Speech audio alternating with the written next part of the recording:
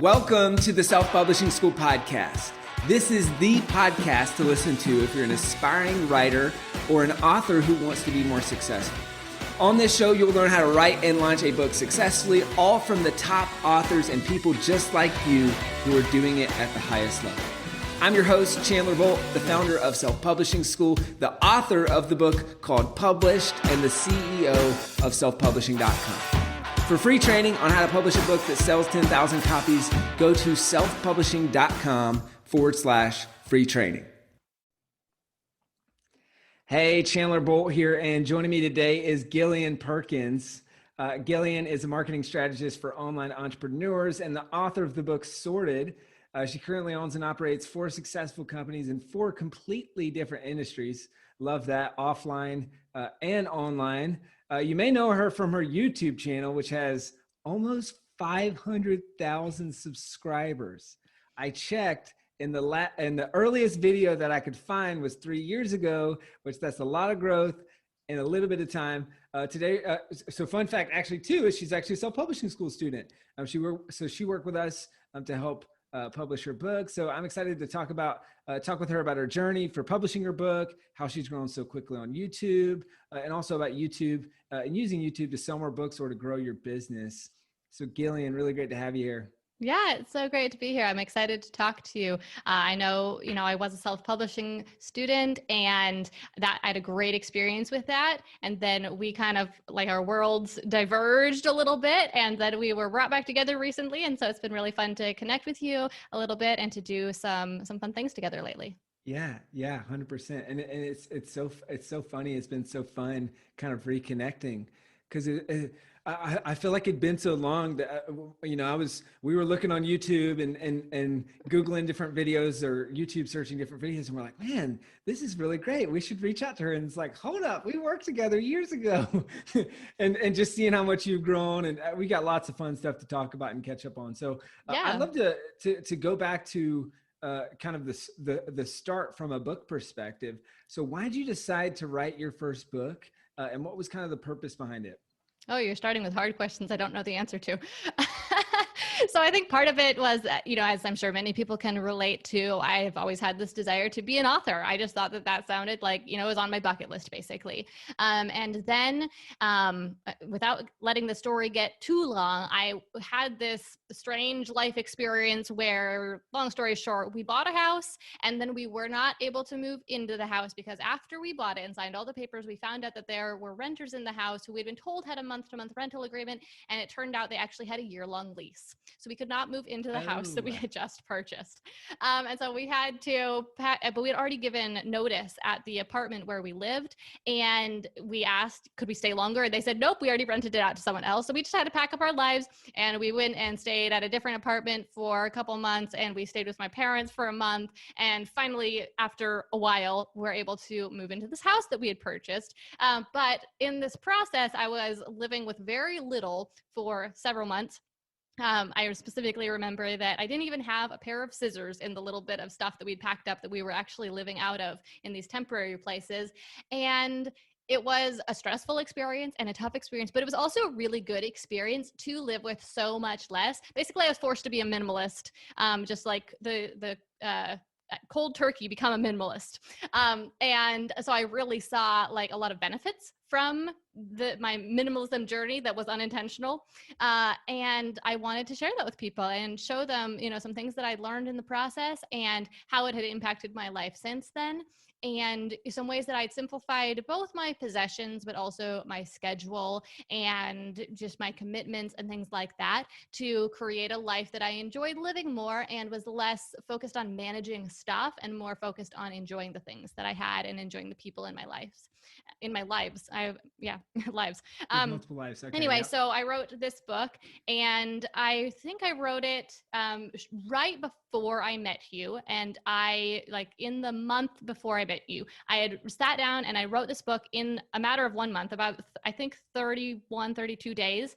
And my motivation for writing it so fast wasn't just that I was in a hurry to get it on paper, but because I tried writing books before that and I never managed to get past the first chapter at the most. Normally it was just the first couple pages. Mm-hmm. And it was just because I'm an idea person and I'd start writing and then I'd get a different idea and I'd go off and start working on a different project. And so I thought, if I'm going to get this done, I just have to like push through it real fast and stay really focused, really committed on this for a short period of time. I'm not going to be able to stay committed to it for a year or more.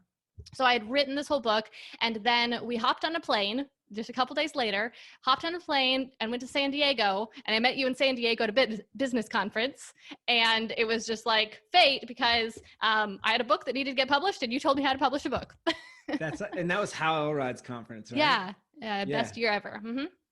Cool. And so, I mean, two-parter, how did you get the draft of the book done in 30 days? Like, what did that process look like? And then when you saw me speak in San Diego, I mean, I think a lot of people are like, hey, I already got the book done. Like, I don't really need help. Like, what made you decide to say, hey, I want to work with you guys at Self-Publishing School? Yeah. Well, how I got it done was I woke up at, it was a Hal Elrod conference. So I was on an early morning kick, right? So I was waking up at 5 a.m. every morning. I woke up at 5 a.m. and I wrote for an hour. And my goal was to get at least 1,000 words done, and then I could stop. So if I got 1,000, but I was basically writing one chapter.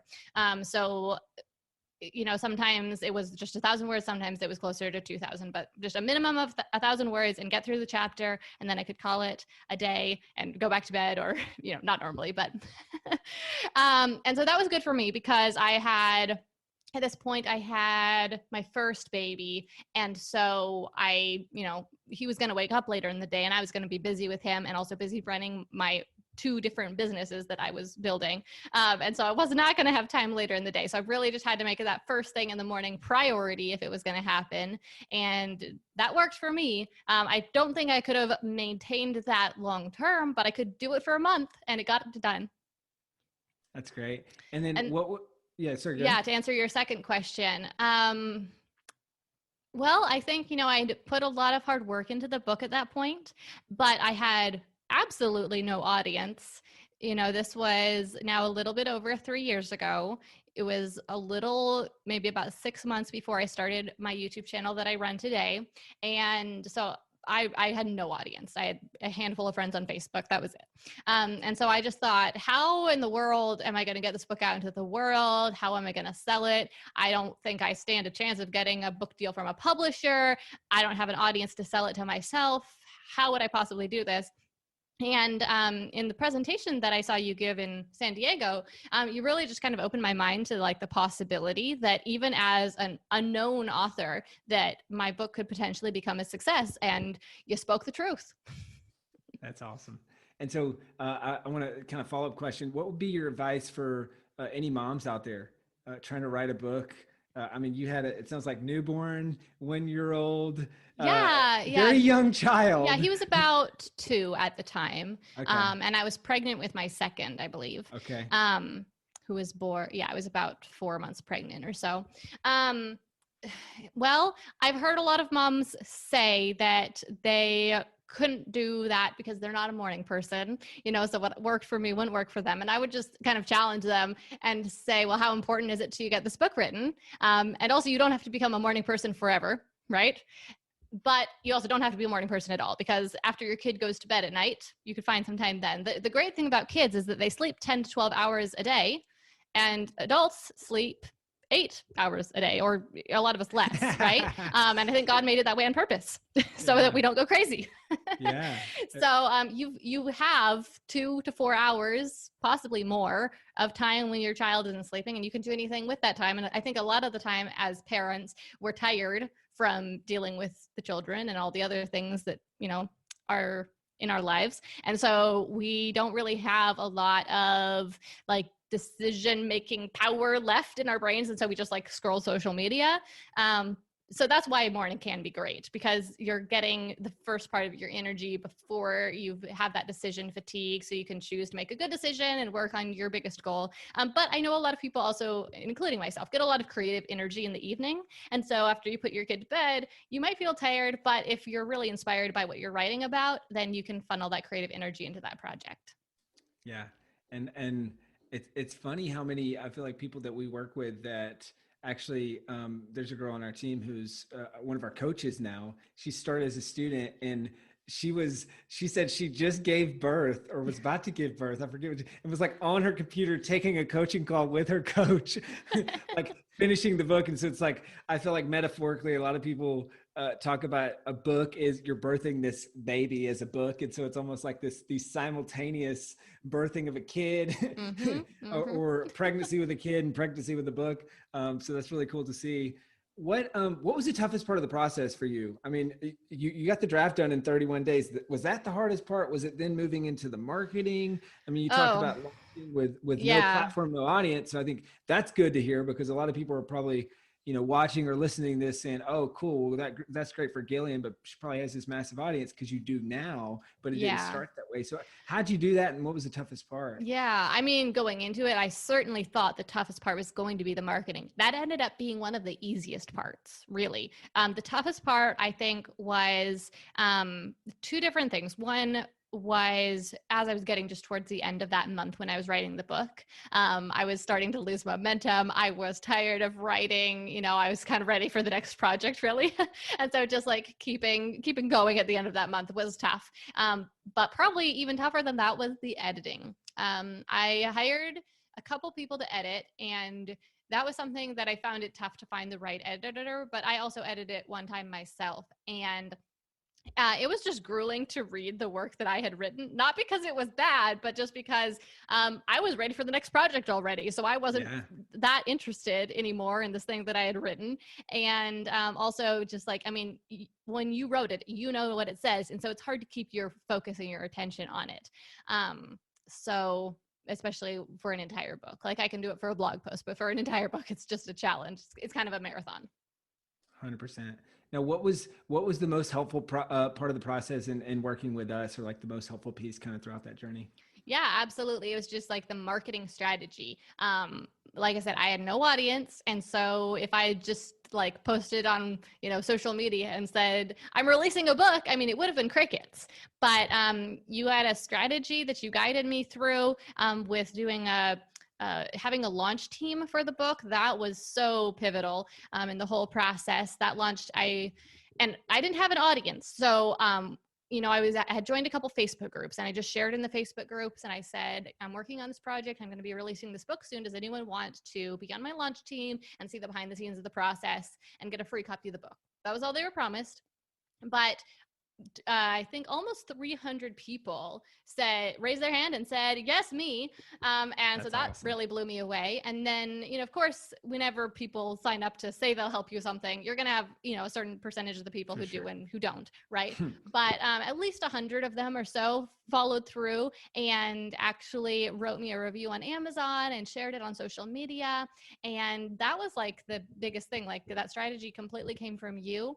And that was what sold 10,000 copies of the book in those first couple of months and made it an Amazon bestseller. So 10,000 copies of the book in the first couple of months. Like how did you do it? And what sold the most books? Well, I mean, it really was primarily that strategy. As you teach in your course, we first had the book free for the first, I want to say 4 days. I'm not exactly certain on that, but about 4 days, I think. And then we switched it to paid.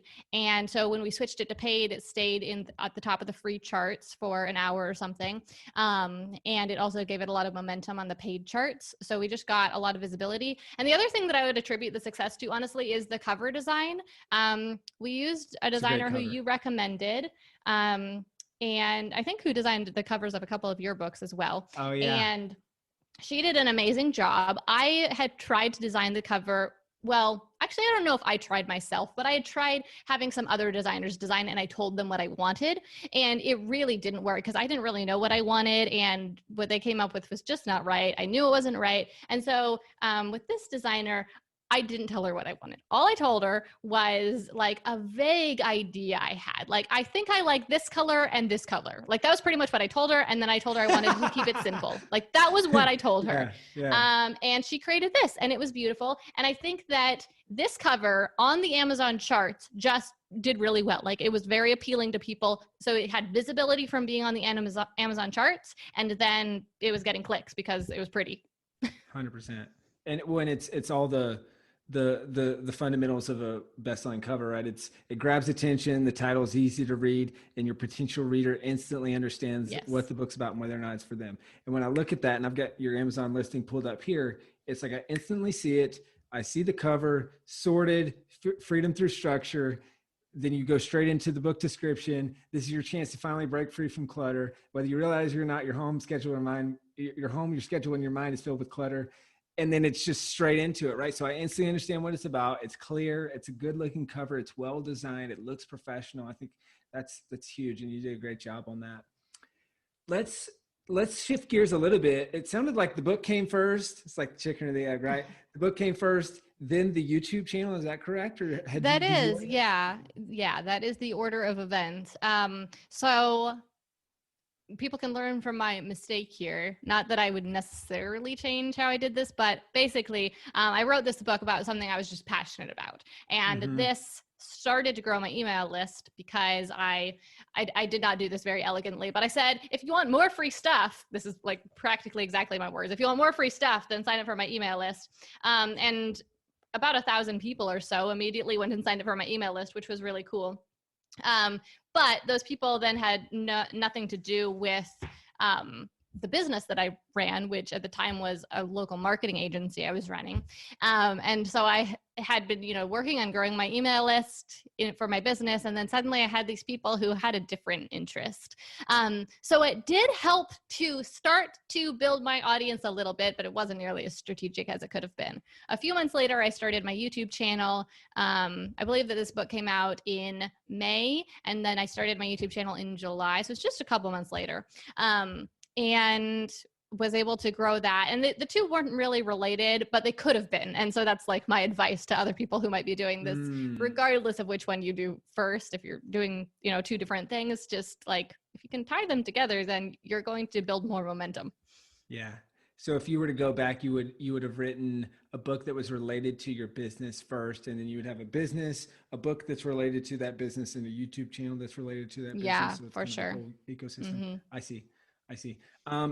So you start this YouTube channel a couple months after the launch in the book, and it's different. And so I would imagine it's not a huge thing that's like a huge focus to sell books from the YouTube channel.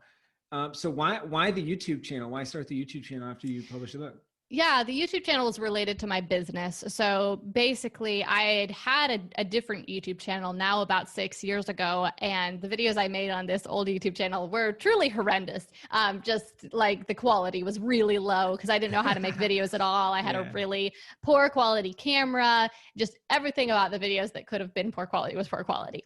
And but I kept doing it for a couple of years, off and on, wasn't super consistent with it. But despite all the mistakes I made and how inconsistent I was, I still had a few videos that really took off and went viral to some degree. The one that was the most popular got around like 400,000 views. And, where most of my videos were getting just, a couple hundred maybe.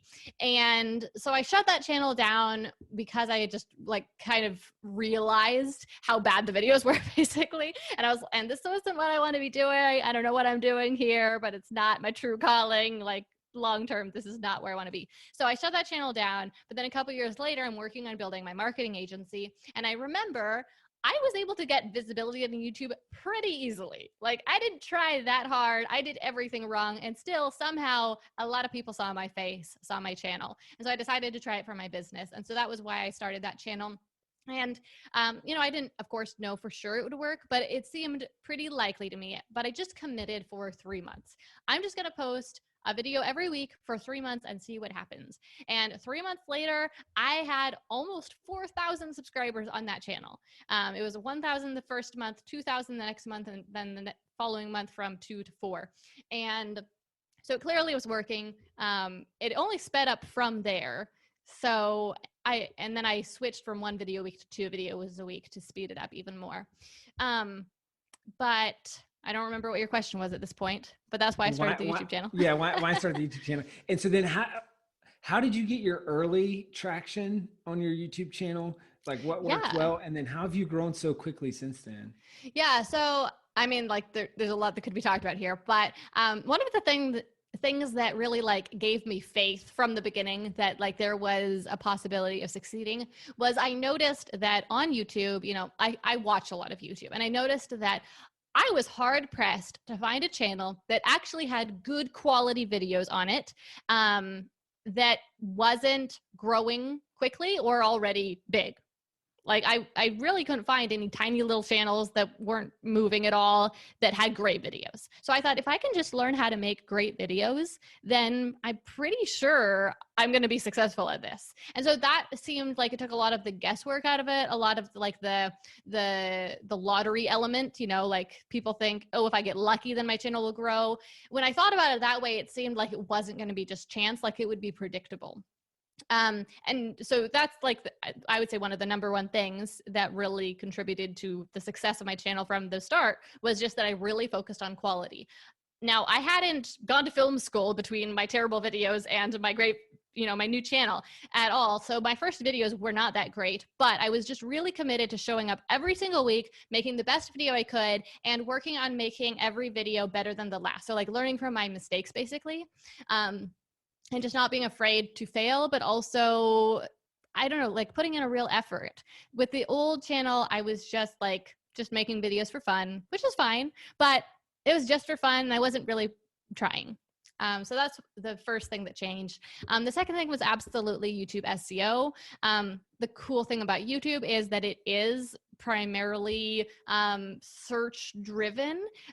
Plus they've got this really cool thing called suggested videos, which basically is just gold for people who don't have audiences and want to get discovered. Like YouTube has built a machine to suggest content to people who want content and to like match make those two things, people who want the content and the content that they will like.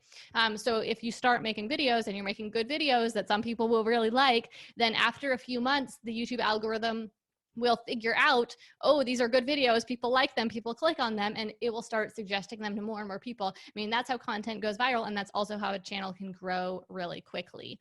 And so by making good videos and then understanding YouTube SEO, I was able to start working with the algorithm instead of just like struggling against it, and that's what really did the growth.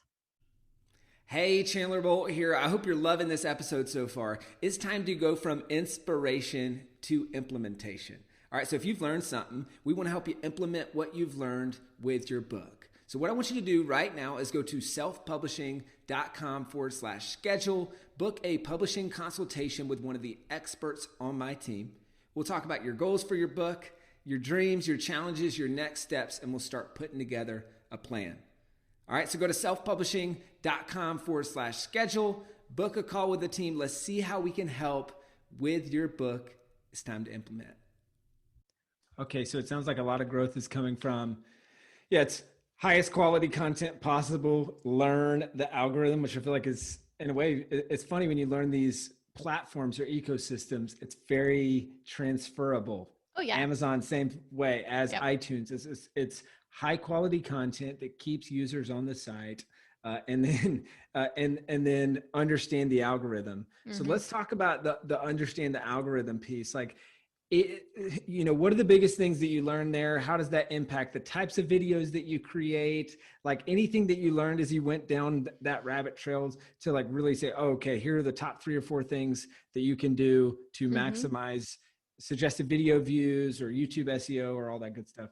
Yeah. So first of all, you're just so right that the main basic idea of like good quality content plus understanding the algorithm, like you transfer that from one platform to the next. And that is the formula to being successful on any platform, right? The tricky thing is that what the algorithm likes on different platforms is different. And so like you can't just rip your video audio and put it on a podcast and necessarily have both the video and the podcast do well, because that format of content might work really well for YouTube and terrible for iTunes, or the other way around, right? And like same thing with if you just took your YouTube video and you stuck it on Instagram or Pinterest, it's not going to do very well, even if it's a great video, because it's not going to be optimized for that platform. So as far as the things that the YouTube algorithm cares about the very most, there are only two metrics that the algorithm prioritizes. One of them is click-through ratio. So when your video is suggested, be that in search or in the suggested videos, what percentage of people click on it? If it's suggested to 100 people, do 2 of them click on it or do 10 of them click on it? The higher that click-through ratio is, the more the algorithm perceives that people are interested in that video and the more it will suggest it to people. And just for reference, anything above about 4% for a click-through ratio is considered good, normal. And if you're over 5, then that's great. And then the other thing the algorithm cares about is watch duration. So after someone clicks on your video, how long do they keep watching? Anything over 40% here is considered good. Obviously, if your video is shorter, then that will be a shorter period of time. If your video is longer, that would be a longer period of time.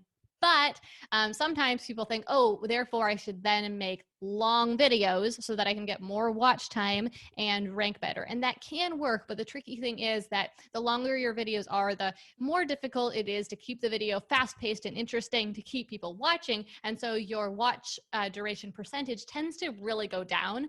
And so it can be it can work a lot better to make shorter videos where you can kind of like keep up the pace of the video and keep your audience riveted.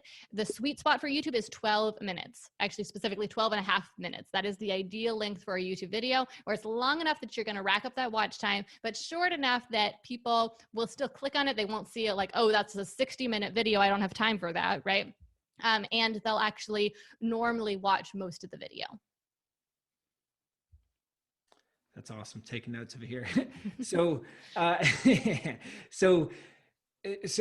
watch time and watch duration, which one's more important? Because I think you hit on a catch-22 there, which is, okay, yeah, if you record longer videos and your watch time might be better, but if they're only watching 10% of the video, that's kind of a negative signal to YouTube. So quite a few people have actually studied this, done experiments and talked to YouTube about it. And ultimately YouTube at least claims that these things are equally important, that they both contribute. And that's actually what people have found in their experiments too, that both things are important. But I would say that from the standpoint of creating the video, you're going to create better content if you create somewhat shorter videos. And so going after that longer watch duration will be the better like strategic choice for making your video content.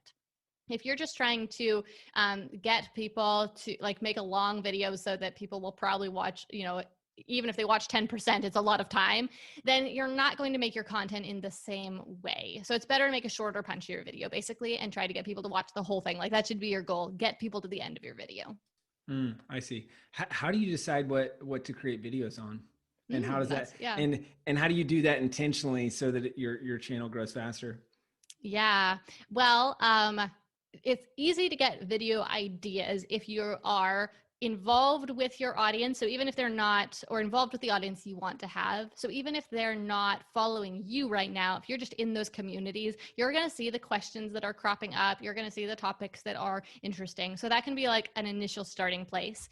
If you do have an audience, of course, you can ask your audience what topics they're most interested in. I would highly recommend though, framing this as a closed-ended question, not an open-ended question. So not, what do you want me to make videos on? But do you want me to make a video on topic A, topic B, or topic C?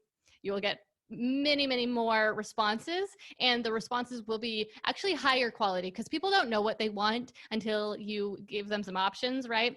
So if you ask them what they want you to make videos on, then you're going to just get all sorts of like out in left field answers that aren't really helpful for your business. But if you give them a few options that you've already strategically have decided would be good for attracting like the right customers to your business, attracting your target audience, then you'll just get much better information there. Another thing that's a great way to get ideas is to look at your competitors' channels and see what videos they've made that, it might just give you an idea that you can see how it would strategically fit with your business, or to look and see which videos have been popular for them.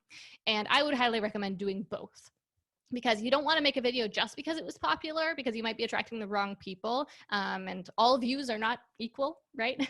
We want to get views from the right people. But at the same time, you don't want to make a video just because like, ooh, this is like so strategic and like it will really make people want to buy my product if it's a topic no one's interested in. So a mistake I see people make there is they'll make a video about their product. So like, let's say they have a course about like how to attract your dream partner, and then they'll make a video that's like, why to buy the course, how to attract your dream partner, or something like that. When, you know, the name of your specific course or product might not be ranking in search at all, like nobody's looking for it. So it's not going to rank well. People are not going to click on it. And so that's a mistake you can make. But as far as coming up with video ideas, I always recommend coming up with just as many ideas as you can from each of these different like avenues that I've mentioned, and compiling a list. So you need to write these ideas down. If you don't write the ideas down when you have them, then they will leave, and then you'll get the same idea again and again and again, and you won't ever move on to the next new idea, and you'll also obviously be forgetting the idea. So write them down so that you can actually start to accumulate a catalog. This will give you lots of ideas, and it will allow you to pick only the very best ideas, because you'll have a lot of ones to choose those like very best, juiciest ones from. That's great. You mentioned a phrase, not all views are created equal. What does that mean, and why is that? Yeah, well, I mean, imagine if you put up, say, a billboard in your town and you're selling a niche product. So you're like selling self-publishing services and you put up a billboard. You're going to be paying a lot of money to show that ad to a lot of people who have no interest in self-publishing a book, right? Whereas the cool thing about YouTube or Google is that, or any sort of thing where people are choosing what content they're consuming, I mean, this goes for like Facebook ads too, is you're targeting a certain type of viewer. And so you're not paying, and of course you're not paying for YouTube views, but you're not wasting that exposure that you could be getting from the right people on the wrong people. And so I think that, you know, a lot of people think, oh, I don't know how to make a viral video, a video that is going to be on the trending tab on YouTube, or I don't know how to be popular on TikTok or on Instagram. You don't need that. You just need to appeal to the right people, because those are the people who are ultimately going to be interested in buying from you. And you know, even if you're not using it for business, even if you're just creating a personal brand or a personal YouTube channel, you still want to attract the right people who will really enjoy your content, who will get something out of it. You don't just want, you know, every random person out there watching your video, because it won't be helpful to them, and it's not going to be helpful to you either. Yeah, 100%. That's great. So we got the fundamentals, right? You've got high quality videos. You're focused on YouTube SEO. You know the algorithms, like all those things. You're strategically picking video topics. We're thinking about click-through rates, so designing good thumbnails that get people to click on the videos. Yep. And then watch time, and ideal watch time is, or the ideal video length, 12.5 minutes. Hopefully they're watching at least more than 40%. Okay, so those are all the fundamentals, right? Outside of that, and I know I just took away like probably all the most important things. But so you've got all that covered. Outside of that, what would you say are like the top 3 things you've done over the last 3 years to grow even faster? Because I think there's probably a lot of people that are doing that and aren't at about 500,000 subscribers in 3 years. Yeah. Like, well, I mean, I would first of all say just that, like, I think a lot of people kind of like think they're doing all that, but if they actually like work through a checklist, you know, that like they wonder, why isn't my channel growing? I'm posting videos every week. But if they look at those things, they'll notice that they're missing just a couple of them. But those things that you just mentioned, they really are like all the basics, and you have to do all those basic things. Now, there are a couple of them that there's wiggle room on, like having videos that are 12.5 minutes. There are people that make 5-minute videos. There are people that make hour-long videos that do great, but those are the exceptions to the rule. And so if you want to increase your chances of success, you'll stick to that rule. So it's more like a guideline for giving you the best odds. But so those basic things like click-through ratio and watch duration, like you have to figure out how to get those things like in check, or else you're just not going to grow. But beyond those things, to try to answer your question, like I honestly have to say there's not much beyond those things. It really, like 90% of my success has come from just those things. But so one of them I would say is trying to make videos that I would enjoy watching myself. So not just videos that are like good from a technical standpoint, not just videos that are about like popular keywords, but trying to make videos that I would find helpful, and like not talk like a robot, I don't know, just be a real person and make good quality content that's enjoyable to watch. That's definitely something people miss sometimes, is like they get a little bit too analytical about it. And they're just like, this is a keyword I need to make a video on. It needs to be 12 and a half minutes. And then they make a really boring video about that keyword for 12 and a half minutes, right? But entertainment is the name of the game on YouTube. And it's not just for people who are doing comedy videos or people who are floor gang or something like that, right? It goes for every industry, every niche. People have a lot of choices between content that they can consume, and there's a lot of demands on our attention and distractions out there. So people aren't going to keep watching a video if it's boring, okay? Unless they're being forced to by their corporate, like you have to watch this training, or you have to watch the video to take this test for something. And people they still don't remember it even if they're forced to watch it, right? But when people normally are choosing to watch YouTube videos, right? They're not forced to watch them. So we have to make content that they will choose to watch, whether it's useful educational content or it's just completely entertainment content. Either way, it has to be entertaining. It has to interest people. It has to engage people. It has to keep them focused on the video. And it's definitely easier said than done. But I think your question is assuming that I must have I don't know, run YouTube ads or gotten on a podcast or something like that. And I haven't done any of those things. I've practically never promoted my video with a podcast interview or a guest blog or anything like that. I've never run a single ad for my YouTube channel. It honestly has all been from just making good quality content that people enjoy watching on topics that I've researched, that I've done the keyword research on to see that that there is interest in those topics. And then working with the algorithm. It really all comes down to that. I see. Who would have thunk it? So couple final questions here, kind of in the home stretch. How do you monetize the channel? And what tips do you have for people who want to use YouTube or use a YouTube channel to help with selling more books or growing their business? Yeah. So how I monetize the channel? Well, the first, just most direct way that the channel is monetized is I'm a YouTube partner, which is just a fancy way of saying you checked a box that said, sure, I'll let YouTube run ads on my videos and pay me money. YouTube pays creators 50% of the ad revenue that companies pay to have their ads on YouTube. And that is a lot more money, I would say, than a lot of people realize. Now, at this point, if I say the amount of money and you see how many subscribers I have, you'd think, oh, well, if I don't have many subscribers, it wouldn't be very much. But it has nothing to do with subscribers. It has to do with views. And my channel has honestly gotten about the same number of views per month ever since I was about 3 months in as it does today. Because I get most of my views from searched and suggested, not from my subscribers. And so I've been getting about 500,000 views on my channel for the last 3 years. And so what's cool about that is that even if someone's just starting out and they don't have an audience yet, there's still that potential for them to start ranking in search pretty much right away. It can take a couple months for the algorithm to figure out what the videos are about and that sort of thing. But after that initial period, I can compete with someone who has 10 times the subscribers as I do, and on the views for any given video, and someone who has 100 subscribers can also be competing with me in just the same way. So anyway, so I've been earning around $5,000 a month just from YouTube ads for the last 3 years. And so now that my business has grown and I've been doing YouTube this long, that's not that significant in terms of my business revenue. But 3 years ago, that was huge. That was, most of my revenue before I really had any processes that were successfully selling products in my business. It was my family can live on just the money that YouTube is paying me for these videos that I would make even if YouTube wasn't paying me.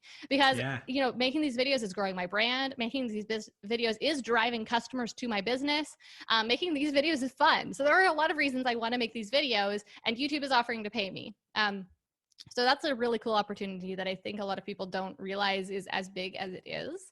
And then beyond that, I'm using the videos primarily to share free offers, lead magnets, opt-in offers to get people on my email list. And then based on the different opt-in offers that they opt in for, I'll sell them a product that's relevant. So I'll send them a series of emails, say like, okay, you downloaded, this how to start a business checklist.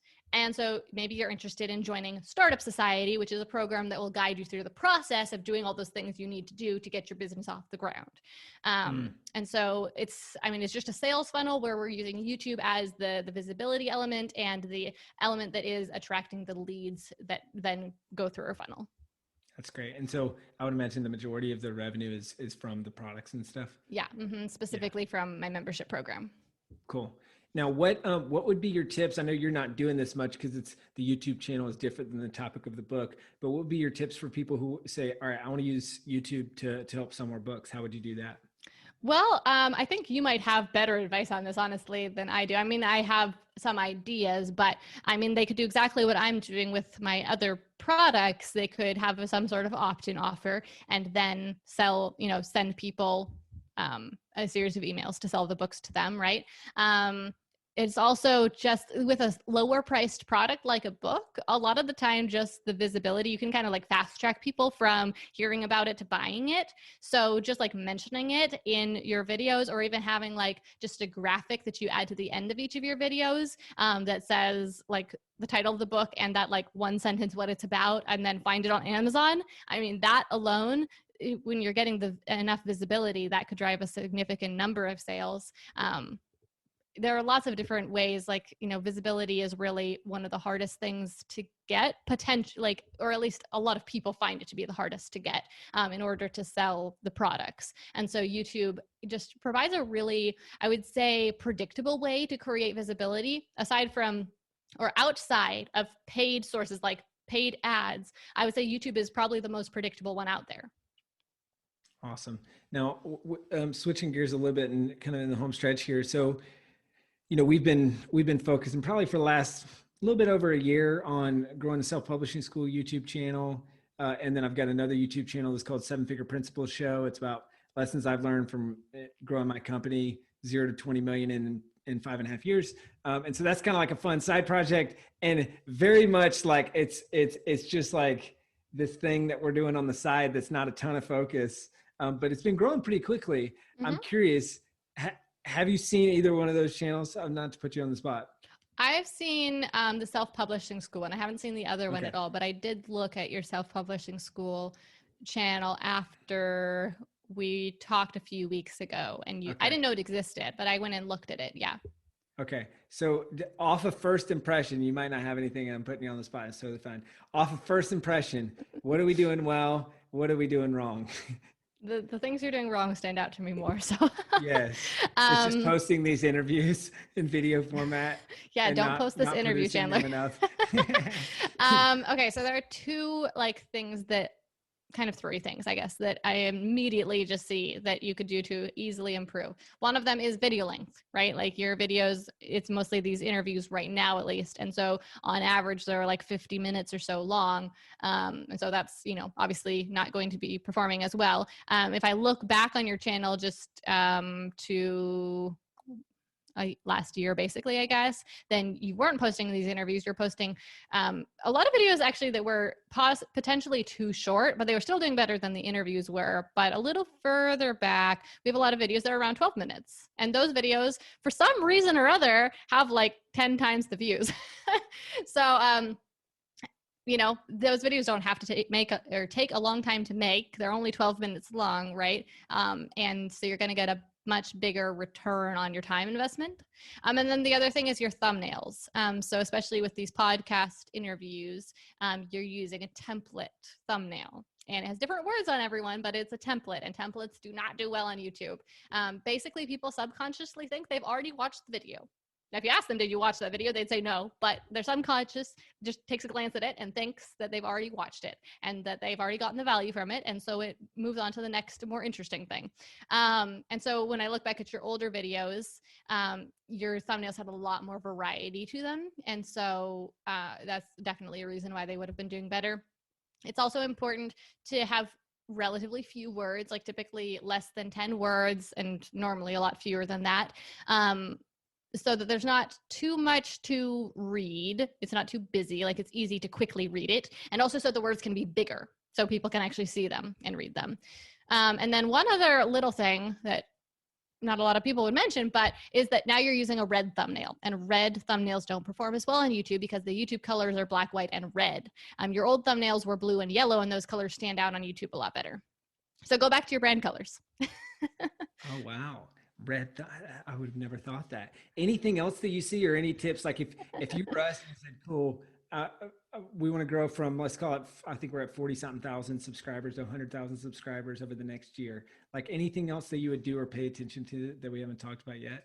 I mean, you're really going to see so much growth if you just do those few things. Like when I sort your videos by your most popular videos, then videos that follow the rules I just mentioned to you are like the ones that are doing the best. And I would bet that most of the views you're getting today, you can go into your analytics and look at this to see if it's true or not. But I would bet that most of the views you're getting this month are actually from those oldest, most popular videos. How to write a short story, best book writing software, publish a book on Amazon. I mean, these videos are 9, 11, and 10 minutes long. And they were published a year ago, but I'll bet they're where most of your views are coming from. And so if you just make more videos like that, then I would bet that your channel will be at 100,000 within a year from now. All right, well, we're going to follow in your footsteps, hopefully. This is great, Gillian. Really, really, really great interview. 2 final questions here. First one being, knowing what you know now, and I'll actually go, do I go book or do I go YouTube? Yeah, I guess I'm just going to have to do both. Classic. Knowing what you know now, if you were to look back to the Gillian that hadn't written their book yet, that was on this journey, or the Gillian that hadn't started a YouTube channel, what would your advice be? Knowing what you know now. Well, with the book, so the one thing that I regret about the book, and the thing that I think, I guess there are sort of 2 things, but one of them is just, if I had written a book that related to my business, obviously that would have been strategically better, but I'm not regretful that I wrote this book that I did, because it was something that was meaningful to me. So the thing that I would have changed about the book writing process, although my old self wouldn't have done this, so I don't know how realistic this is, but if I was to do it today, I would be more patient with the process. Not necessarily the writing. I think writing in a month was fine, but I kind of rushed through the editing, I think, because I was impatient. I just wanted to get it out into the world. And I wish I'd slowed down a little bit, given it a couple more rounds of edits, maybe invested a little bit more into a higher priced editor who did a better job. Because while I'm really glad I wrote the book, it needs a refresh at this point, because it's not as high quality as it could be. And even though it's not related to my business, I would promote it more today, and it would continue to do better. Like, I think more other people would promote it as well, if it was just higher quality editing of it. So that's what I would do different with the book. With the YouTube channel, I mean, can I say that I would do something different? I don't know if I would do anything different, right? That sounds vain, perhaps, but I think it's not, considering the fact that I had a different YouTube channel where I did everything wrong, right? Yeah. And so this is my do-over. This is my do-over channle. Yeah, that's great. Not to say I don't make lots of mistakes, but I fix them every week. You know what I mean? Like, I make a mistake one week and I fix it. So yeah. Hard work and continuous improvement. It's one of our core values at Self-Publishing School. So, hey, Gillian, this has been awesome. Final question. Where can people to go to find your book, your YouTube channel, your business, what you're up to, all that good stuff? Well, maybe if this is on YouTube, they can probably click over maybe that, or to the right of us. There's probably a video over there with my name on it. Maybe, possibly, maybe. But if not, you can click up there in the search bar and type in my name, Gillian Perkins. You will find me. Or you can go to gillianperkins.com. Or you can follow me on Instagram if you want to see the very messiest version of the content that I put out there, at Gillian Z Perkins. Awesome. Gillian, thank you so much. Thank you so much. This has been great.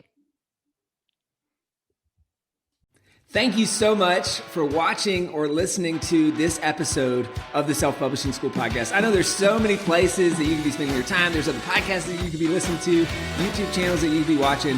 So thank you so much. It means the world.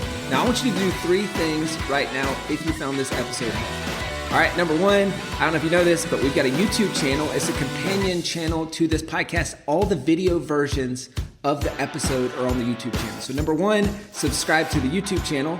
Number two, if you're listening to this podcast wherever, whether this is Spotify, Apple Podcasts, number two, I want you to subscribe to this podcast right now so you don't miss a future episode. And then number three, this is probably the most important, leave a review on the podcast. All right, reviews are super important and help the podcast get discovered by other people. So number three, leave a review on the podcast. Thank you so much. I'll see you in the next episode.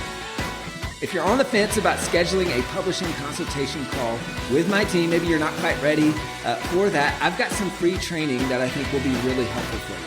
All right, all you have to do is go to register to sign up. Go to selfpublishing.com/free training. When you do, you're also going to get a free digital copy of my new book, Published. And on that training, you're going to learn the next steps, so how to implement with your book. So how to write, how to publish, how to launch successfully. So go to register right now at selfpublishing.com/free training. I'll see you there.